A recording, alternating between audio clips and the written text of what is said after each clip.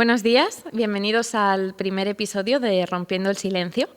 Este nuevo proyecto, llevado a cabo desde la Asociación Àngel Blau, pretende poder dar voz al silencio que rodea el abuso sexual infantil. No poder hablar de nuestras vivencias y el gran estigma que eso conlleva es uno de los grandes enemigos de las personas que hemos sufrido abuso sexual infantil. Para luchar contra la soledad, contra las barreras para pedir ayuda, nace este proyecto. Creemos que la conversación, la visibilización de testimonios, el apoyo mutuo y también la intervención de profesionales especializados es una manera muy potente de avanzar hacia el objetivo de 0 víctimas. Yo soy Ángela, soy superviviente de ASI y voluntaria de Àngel Blau y seré anfitriona en esta edición del podcast. Para este primer episodio me siento muy contenta de tener a Elena conmigo. Bueno, te dejo presentarte como a ti más te guste. Gracias. Muy buenas tardes. Yo soy Elena, soy sobreviviente de abuso sexual infantil durante la infancia y adolescencia en mi entorno familiar y soy la autora del libro Despertar. Vale, genial. Vale. ¿Qué tal fue el proceso de escritura del libro? ¿Qué tal la acogida? Cuenta un poquito.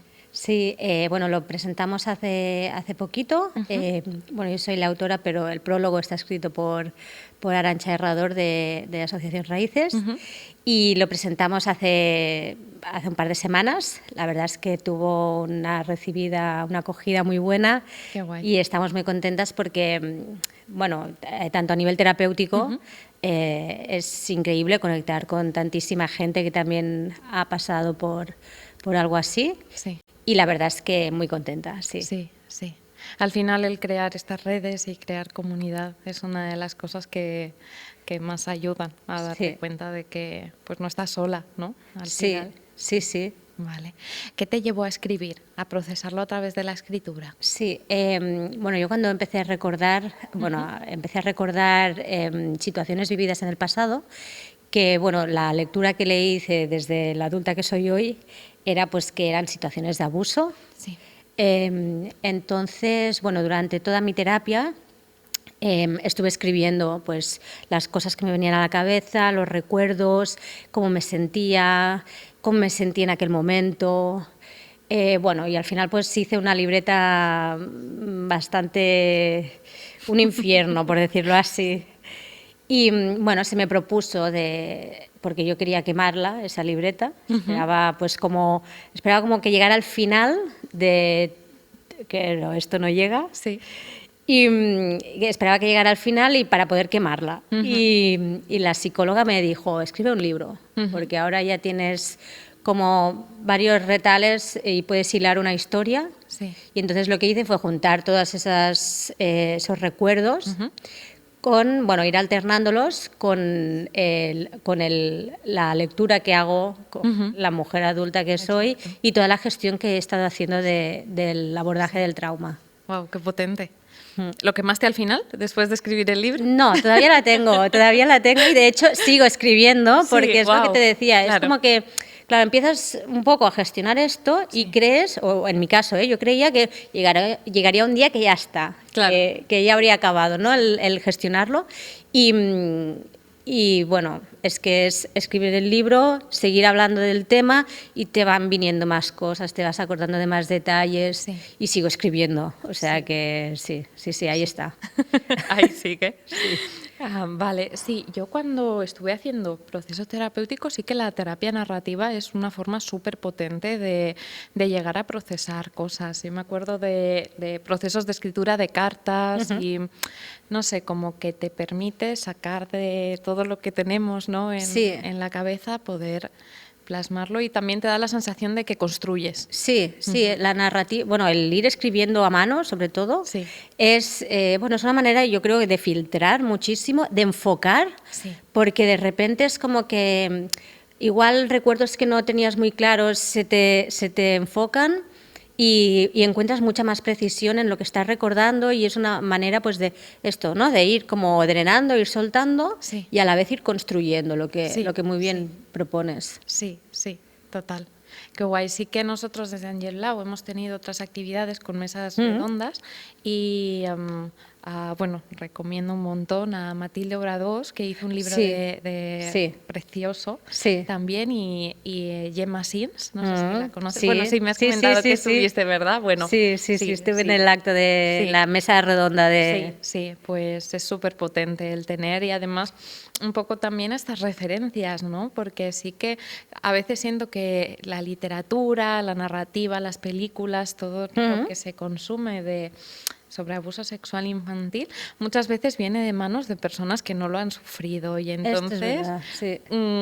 notas esa barrera, como que a veces hay mucho o morbo o Sí, desde el estigma, y es súper guay el tener ahora autoras que realmente escriban desde el cariño y la experiencia. sí, yo, bueno, bajo mi experiencia, lo que veo muy necesario es describir las cosas tal como han sucedido. Es decir, hay lo que tú dices, ¿no? Que a lo mejor a veces hay como un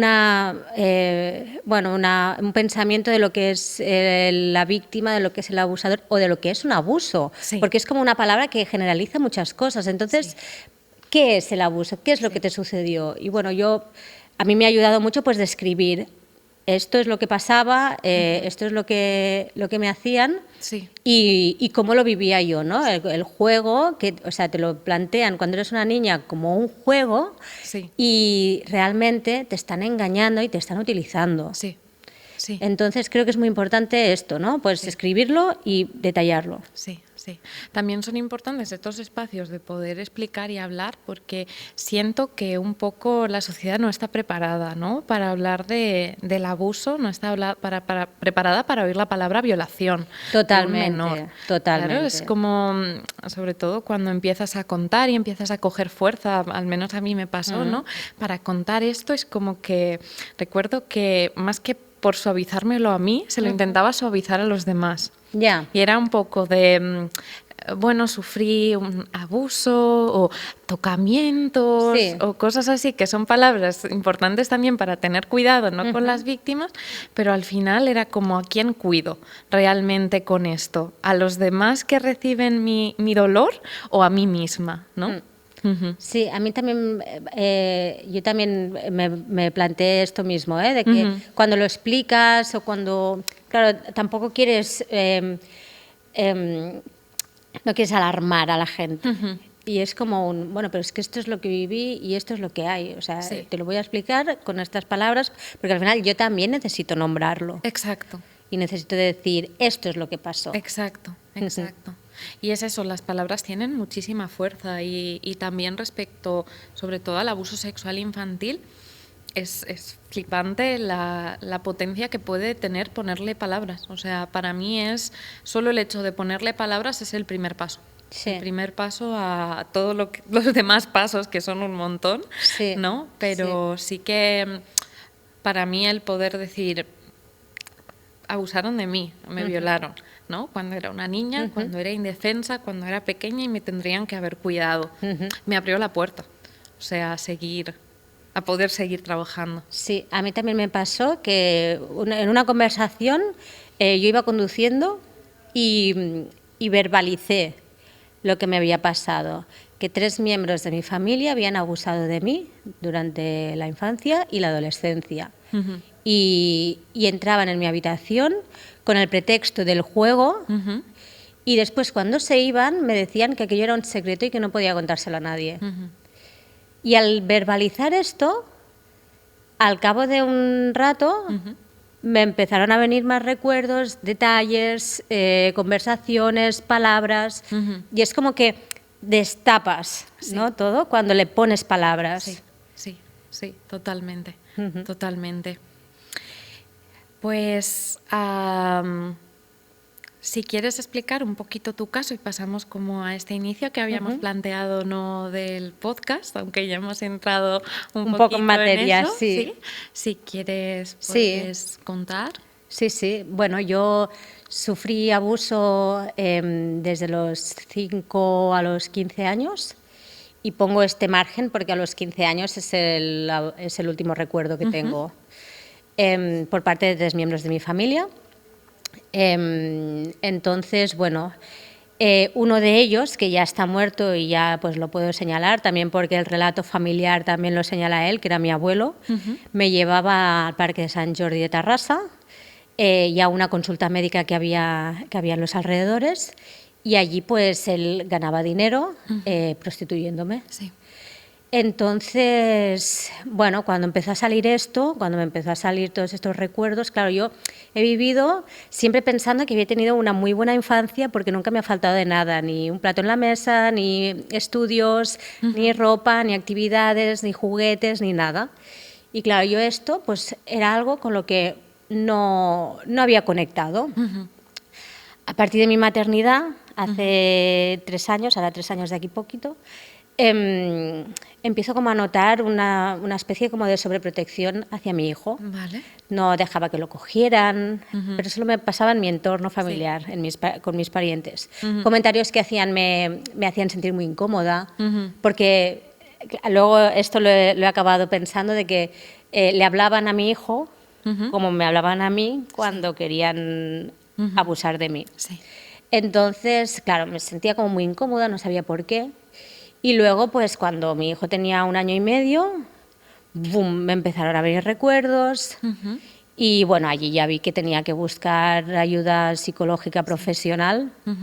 Y bueno, contacté con unos cuantos profesionales. Luego al final me decanté por ir con la Asociación Raíces de Tarrasa, y empecé a trabajar con ellos, con ellas. Y bueno, empecé pues como a desenredar, ¿no?, todo. Sí, sí. Y bueno, la familia en un principio, nadie me negó nada, todo el mundo atribuyó todos esos abusos pues a mi abuelo, que ya está muerto. Y cuando yo empiezo a desenredar más, porque bueno, sigo haciendo terapia y empiezo a acordarme de más cosas y veo que la cosa pues tiene como es mucho más profundo y hay muchas más implicaciones, ahí ya me frenan, que no puede ser, que bueno, me recomendaron una evaluación psiquiátrica, que si la hubiera necesitado, yo no tengo ningún problema, pero es que no era con esa intención la recomendación. Y bueno, ya vi que yo tenía que seguir mi camino por mi cuenta. Decidí tomar distancia, cortar todo el contacto. Y bueno, después de seguir haciendo terapia, ya escribí el libro. Y ya cuando se empezó a hacer público y demás, pues claro, ya pues se me empezó a difamar por redes sociales, me amenazaron con tomar acciones legales si seguía visibilizando y si seguía hablando del tema. Y yo mira, ya me han quitado mucho, esto no me lo van a quitar. Sí, sí. Y ahí sigo. Sí, me viene la frase, ¿no?, tan famosa de cuando salió el caso Pelicot, que al final la vergüenza tiene que cambiar de bando. Totalmente. Y al final todas esas amenazas legales y todos esos problemas, al final cambia de bando cuando te empoderas y dices hasta aquí. Así es, porque sí que es verdad que lo vives con miedo de, ostras, a ver si ahora me voy a meter en un asunto legal que no tenga fin o que me pueda perjudicar mucho. Pero yo pensé, es que también tiene narices que me tenga que ver coaccionada por contar la verdad. Totalmente. O sea, que las víctimas de abuso, al final también lo que necesitamos tenemos nuestro derecho a saber la verdad, a recuperar nuestra dignidad. Y pensé, mira, ¿qué es lo peor que me puede pasar? Porque además, bueno, el libro está ficcionado, estuve muy asesorada por una abogada y demás. Que eso también es súper importante al final, ¿no?, la perspectiva de género en los profesionales, porque también, claro, nosotras podemos construir comunidad, ¿no? Pero al final también que este asesoramiento más legal, más delicado, más con estas cosas, que se nos puedan quitar cosas de la mochila, ¿no? Totalmente. Y poder dejarlas en las manos de profesionales que sepamos que las van a cuidar, ¿no? Es también súper importante. Y la perspectiva de género, poder confiar en alguien, me va a entender por qué estoy haciendo esto y va a luchar por protegerme, ¿no? También es súper importante. Sí, y sobre todo el sentirte, pues esto, ¿no?, segura, lo que tú dices, protegida, y decir, yo voy a hablar, o sea, yo voy a contar mi historia y lo que yo viví. Yo no estoy señalando a nadie en concreto, pero esto yo no lo puedo guardar en mi casa. Exacto, sí, exacto, sí. Sí que también me resonaba mucho con lo que contabas y es algo que mucha gente no entiende, ¿no? El hecho de no recordar y de repente recordar. Sí, sí. ¿No? Hay mucha gente que no logra entender cómo es posible que lo olvides, pero Sí. es que no lo olvidamos, nos protegemos. Así es. Yo al final ya, pues a base de terapia y también de leer y de informarme, he podido comprender que yo en esas situaciones que viví abuso disociaba. Claro. Es decir, el cuerpo está ahí, pero la mente no. Y es un mecanismo de defensa, de supervivencia súper importante y que realmente, o sea, me deja alucinada de pensar, pueden estar rompiéndote la vida, o sea, partiéndote el alma y al día siguiente vas al cole. Correcto, así es. Y juegas y ríes y te sí, sientas en un pupitre sí, y no estás con roto. las amigas y tal. Y también, claro, mira, ahora que dices esto también me viene a la cabeza que, claro, cuando yo hago público todo esto, claro, a mí las amigas que yo tenía en el colegio, o sea, me llamaron, me contactaron, primero para decirme que sentía mucho que hubiera vivido esto y luego ellas mismas pensaban, es que ¿cómo no me di cuenta? Claro. Pero si eras una niña igual que yo, ¿cómo te ibas a dar cuenta? Efectivamente. Entonces, esto sí que me ha causado muchísima ternura, las compañeras de colegio y de instituto que se sintieron súper sacudidas por mi historia y por todo lo que iba contando. Sí. Al final también poner luz en que primero, que le puede pasar a cualquier niño y a cualquier niña, y que no estamos enseñados a verlo, ¿no? Correcto. También es importante el decir, a mí me pasaba, yo iba al cole después y nadie se daba cuenta. Y nadie se enteraba, claro. Exacto, sí. Totalmente. Y bueno, y sí. Claro, es que, y luego yo también pensaba, es que yo me acuerdo mi época, o sea, de mi época del colegio, de primaria y demás, y del instituto y tal, yo tengo muy buen recuerdo, en realidad, o sea, de ir al colegio, pues las amistades, las actividades, las excursiones, todo, ¿no? Sí. Y pienso, ostras, es que a lo mejor entre los mecanismos que una misma tiene de supervivencia, más el tener una infancia fuera del entorno familiar feliz, esto yo creo que es una suma para seguir adelante Sí, totalmente. Hablo en mi caso, que cada caso es único y cada cual tiene su historia y su trauma, pero... Sí, totalmente.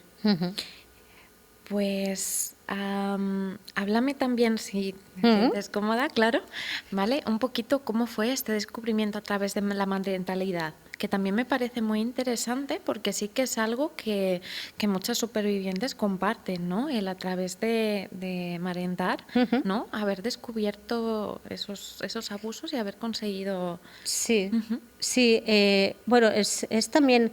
Yo creo que también es una forma de otro mecanismo de supervivencia, porque al final se trata de proteger a alguien más indefenso y es ese instinto que nos nace a todas al ser madres, que nos nace de proteger a nuestro bebé. Sí. Entonces, es algo de lo que sí que es algo innato, es instinto puro, pero también tiene su parte oscura en el sentido de, en mi caso, por ejemplo, ostras, tú imagínate, yo estaba dando el pecho a mi hijo y yo pensaba, ¿y si estoy abusando de él? Wow, claro. ¿Sabes? Sí. Y claro, yo se lo decía a mi marido o sea, ¿y si yo no me estoy dando cuenta de algo y le estoy haciendo daño? Mi marido me decía, ¿pero qué estás diciendo, hombre, por favor? Y luego hablando también con la psicóloga me decía, tranquila, que... Porque también está este estigma de que las personas que hemos sufrido abuso... Vamos a repetirlo. Correcto. Entonces, claro, yo también, esto sí que es algo que había oído alguna que otra vez, entonces me quedé con eso y lo pasé fatal, porque pensaba, por Dios, no, ¿sabes? Y bueno, también el romper el silencio también es un poco pensando en mi hijo y en las generaciones futuras. Porque al final, si es algo que se va repitiendo, en mi caso, por ejemplo, en mi familia, de generación en generación, claro, ¿qué pasa? Que si yo no rompo el silencio, luego un día a lo mejor mi hijo me viene y me dice que le ha pasado esto de algún miembro de mi familia. ¿Y qué le van a hacer? ¿Lo mismo? ¿Lo van a difamar, lo van a silenciar y le van a dar todo? No. Entonces es un hasta aquí. O sea, a mí que me digan lo que quieran, pero a mi hijo no lo van a tocar. Sí. Y es un poco el tema el doble...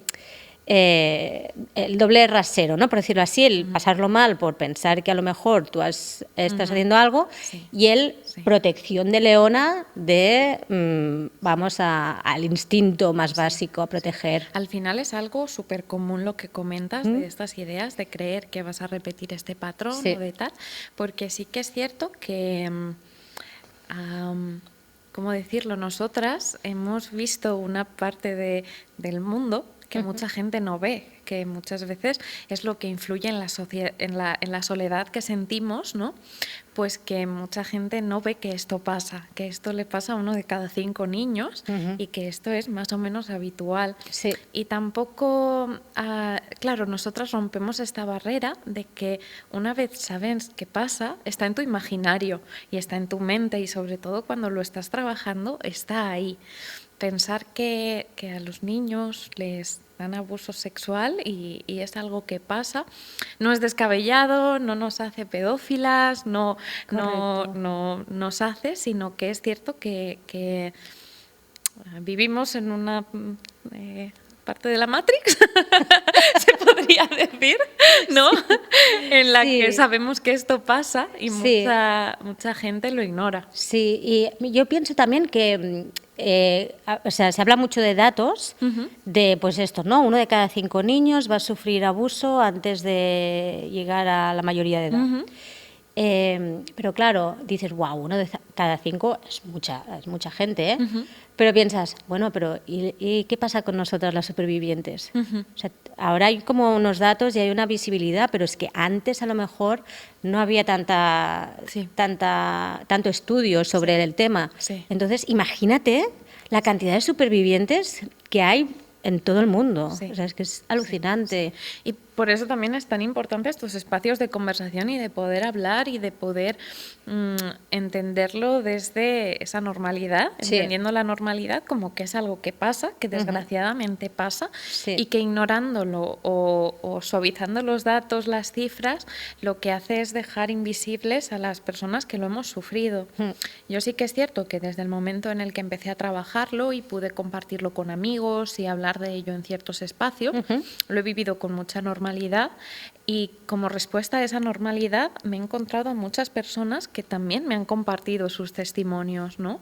Y se crea también esa red que es muy bonita, pero sí que es cierto que nace de romper el silencio. Sí, correcto. No, fíjate que sí que dices esto de que es una red que es muy bonita.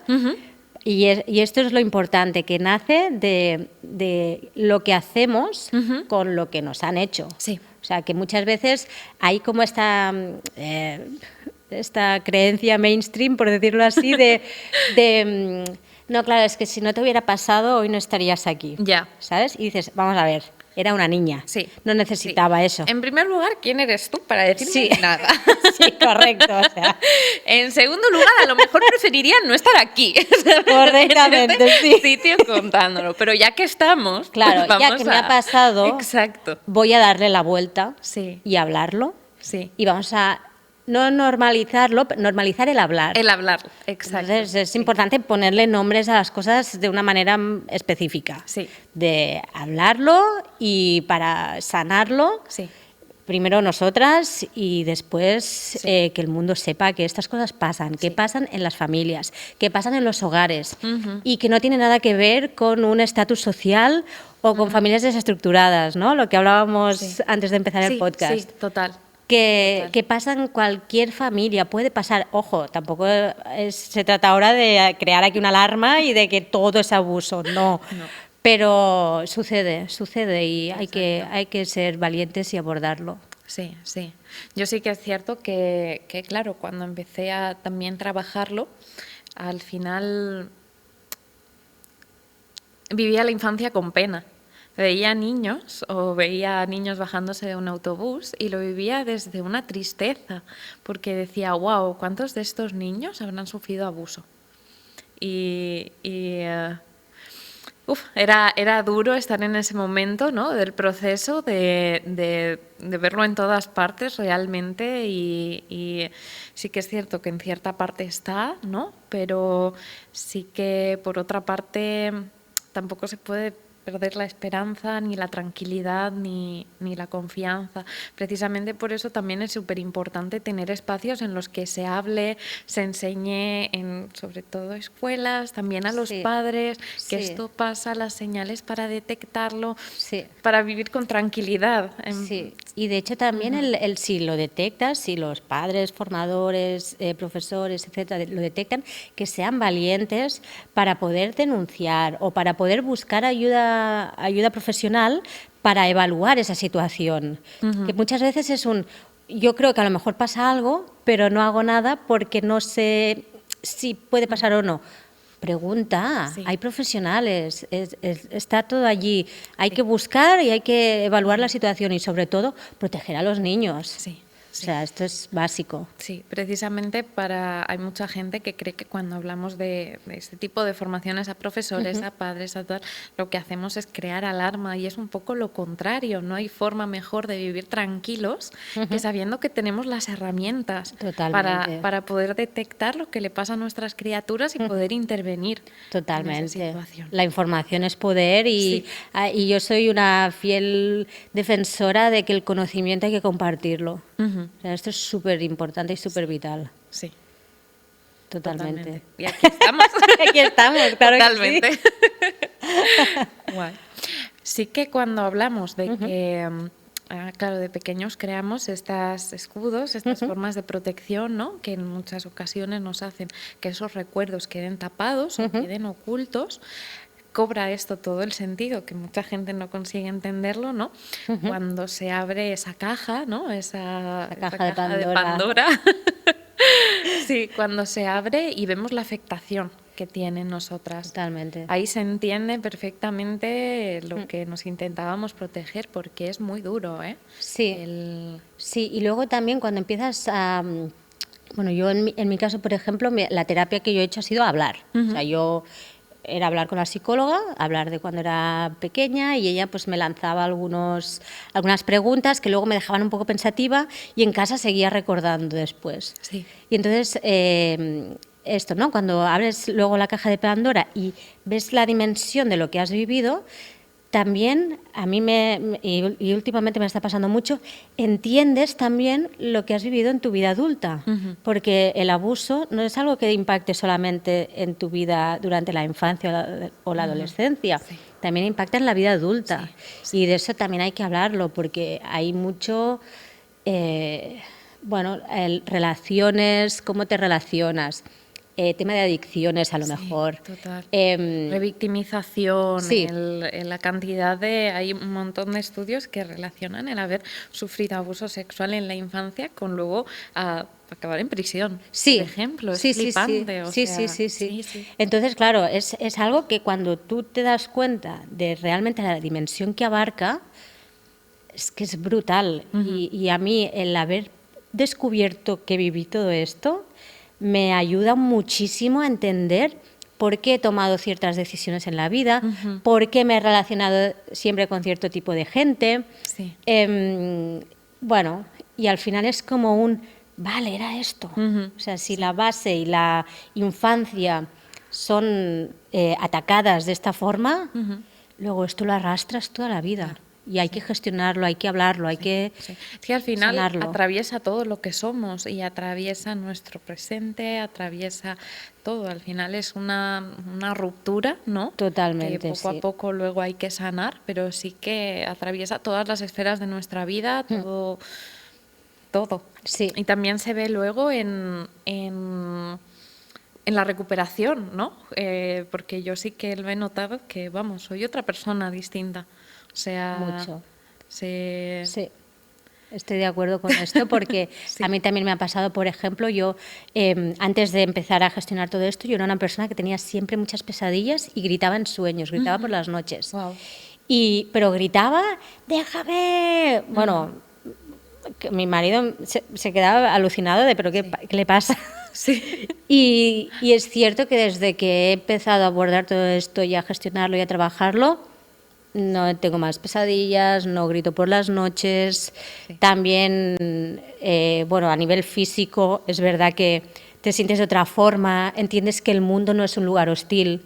Es como que te has quitado una mochila y dices, vale, era esto lo que no me permitía avanzar. Sí, ahora que dices lo de los sueños, a mí me pasó algo que me parece súper ilustrativo, ¿no? Del cambio que se da cuando se aborda, y es que yo tenía muchas pesadillas que tenían en sí la indefensión, que un hombre me atacaba por la calle, que no podía, que estaba con mis amigas y había alguna pelea y yo no podía defenderme. Y cuando empecé, bueno, cuando llevaba ya parte del proceso de sanación, empecé a gritar en sueños, pero yo lo vivo como algo positivo porque pedí ayuda. Vale. Y hasta entonces no había podido ni defenderme, ni de gritar ayuda, ni nada. Y a veces me despertaba de estas pesadillas con mi propia voz. Wow. Porque tenía voz. Sí, sí, sí, sí. ¿Sabes? Y hasta entonces siempre había tenido este tipo de pesadillas y una vez que fui pues cogiendo esa confianza, ¿no? Que te da el poder ir empoderándote Sí, y sí, sí. consiguiendo esa fuerza, ¿no? Tuve mi voz en sueños. Ostras, qué bueno. Sí, sí, sí. Mi perro no lo vive tan bien, porque No, de ¿verdad? repente le despierto y no lo lleva nada bien, pero Pero bueno, oye, ahí estamos. sí. Ostras, qué curioso. Sí. También muchas veces hablamos pues de la resiliencia, ¿no? Sí. Como esta habilidad innata de una persona, que sí que es cierto que claro, cuando se abordan estos procesos terapéuticos es un factor muy fuerte de positividad, ¿no? Para una persona en ese proceso.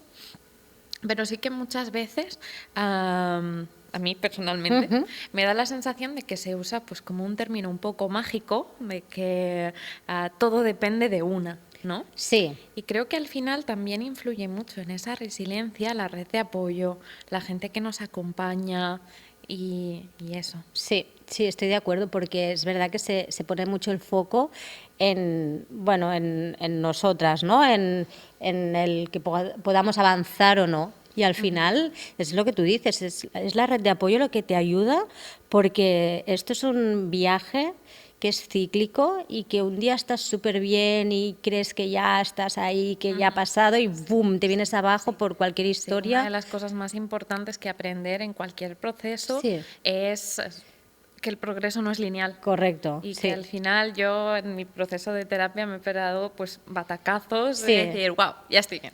Sí. Genial. De venga, va, esto ya está, ¿no? Ya, y pegarme el batacazo Sí. de decir, y en cierta manera lo vives como una frustración de ya vuelvo a estar mal, de Sí. ya vuelvo. Pero Sí. realmente también tenemos que aprender que no volvemos, porque no, lo que hacemos no. es avanzar. Correcto. Pero Y en que ese luego, avance, claro, y luego coges la perspectiva y dices, bueno, pero es que si ahora estoy mal, pero es que hace un año estaba mucho más abajo. Es decir, un poco sí que va habiendo una mejora, eso es lo Sí. importante, ¿no? sí, sí. Y lo de la red que comentabas o sea, es vital porque cuando estás hundida, el pues tener amigas, tener pues psicóloga, tener, ¿sabes? Mi marido, ¿sabes? Mi pequeña familia y bueno, la familia de mi marido también que han estado ahí y es como, ¡buah!, es que no hay vida para agradecerles que estén allí y ese sostén tan firme, ¿no? Y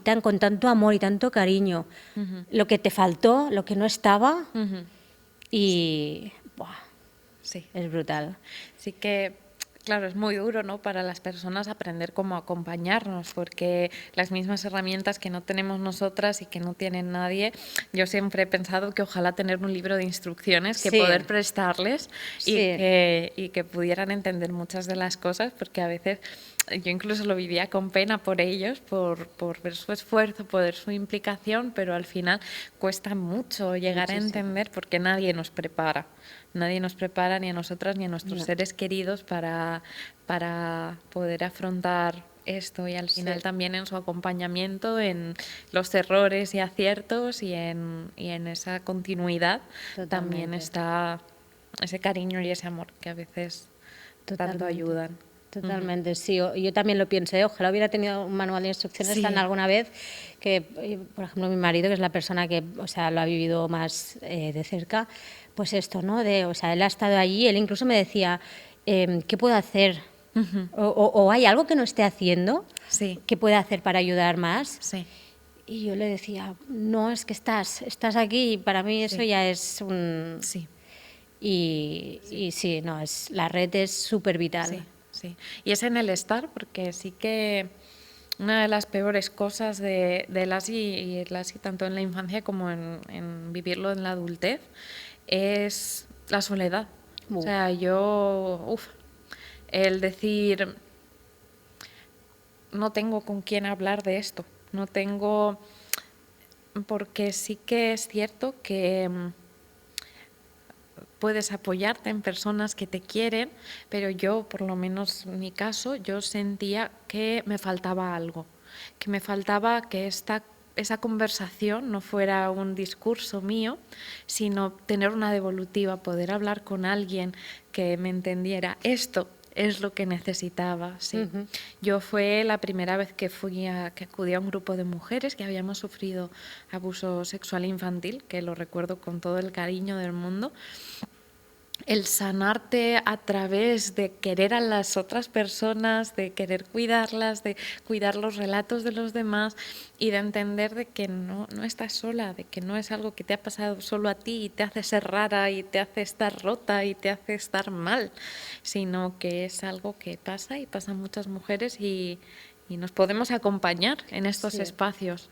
Sí, el sentimiento de soledad que comentas es cierto que es algo que te atraviesa muchísimo, porque sí que, siguiendo un poco con esto de la red, por mucha red que haya, una no puede evitar sentir que es que nadie me entiende, o nadie puede entender lo que he pasado, o nadie puede entender lo que estoy pasando al recordar que eso no era un juego. Sí. O sea, yo he sentido veces que sentía el cuerpo como si fuera un títere. O sea, que me desvanecía, me venía abajo de pensar o sea, qué vulnerable, ¿no? Qué poco protegida siendo una niña. Entonces, claro, al pensar esto, es verdad que dices, es que he estado sola. Y entonces ves que eres tú la que has ido tirando adelante y has ido siguiendo de una forma u otra para no romperte. Sí. Y sí que es cierto y me estoy encontrando mucho que lo que tú dices, hablando con la gente, compartiendo las historias, o que, no sé, gente que me escribe por redes sociales y me explica sus vivencias, y pienso, wow, es que desde Argentina me escriben para decirme que también les ha pasado algo parecido. Y digo, es que te explota la cabeza. Porque, en primer lugar, porque sientes muchísimo que esto está súper extendido. Y en segundo lugar, porque es acompañamiento. Y es amor, es red, es cariño y es sanar. Sí. Totalmente. Totalmente, sí. Y al final es también cuidar desde adultas esa niña que al final fuimos, y que pues sí que estuvo sola, y el demostrarle que ya no lo está. No, que la adulta de hoy se hace cargo. Y bueno, de hecho es algo que yo también escribo, de que es cogerla de la mano, o sea, todo el proceso de sanar, es coger a esa niña de la mano y decirle, yo te saco de aquí. Sí. Yo una cosa que siempre cuento también en relación a esto, yo antes de hacer terapia y de comenzar mi proceso, odiaba a los niños. No soportaba a los niños, y además era visceral de cumpleaños en los que hay un nene pequeño y yo en la otra punta. Porque es que es muy fuerte que me digas esto, porque yo antes de tener a mi hijo, yo no quería tener hijos.